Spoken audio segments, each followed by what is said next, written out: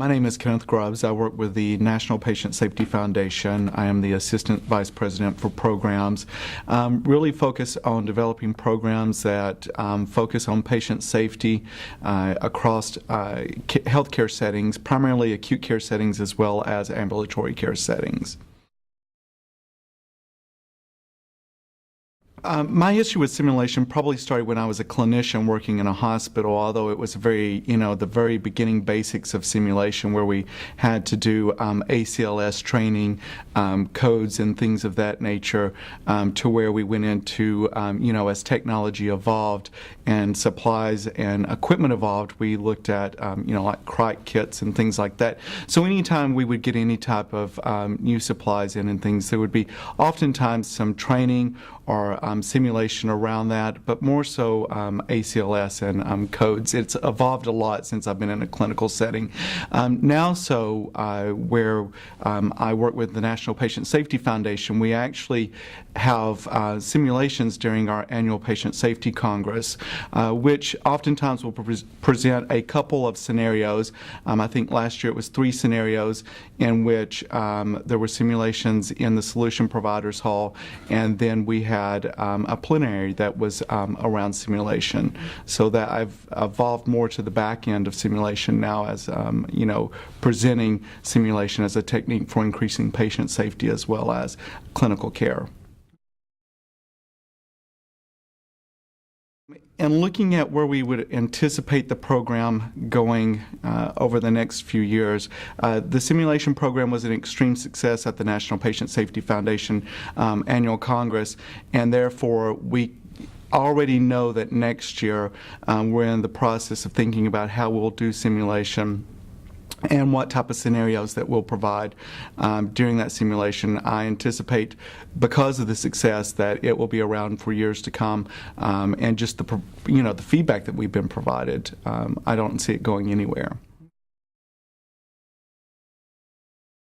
Well, I think it's as far as the values for attending the event, I think that it's multifold. I think that in the sessions that I've attended, it looks at not only if you're an organization or an individual that's just starting simulation within your organization, it provides a great opportunity to network first and foremost. But in addition to that, to really think through the process of how you start a simulation program. If you already have a simulation program, how you advance that to where it's more clinically relevant or it's more advanced and really gears toward probably some of the top issues in the field right now around simulation. I also think that it's a great opportunity to think about some of the patient safety aspects of patient care and how you integrate patient safety into simulation. It was a great opening session today. I actually stepped back, and one of the things, since I do work at the National Patient Safety Foundation, I always look at simulation and see how patient safety has been integrated into simulation, not only the technical skills, but also making sure that we look at those patient safety aspects that, really is set forth as a provision of good care. And just the teamwork, we know that communication is a primer for errors in the healthcare industry, and just to see the communication among the simulation team, I thought was phenomenal. As far as best practices, I think when I look at simulation, I think first and foremost, how are you developing the scenarios? And I think there's 2 ways in which you can do that. You can either do it from a reactive perspective, in which you look at your event reporting and say, okay, I'm seeing a trend here, and develop a scenario around the events that you're seeing or the trend that you're seeing. But I think also my advice would be is to move that to a proactive stance, to where you look at the up-and-coming data around patient safety and see how you tailor simulation to support safe care in your organization.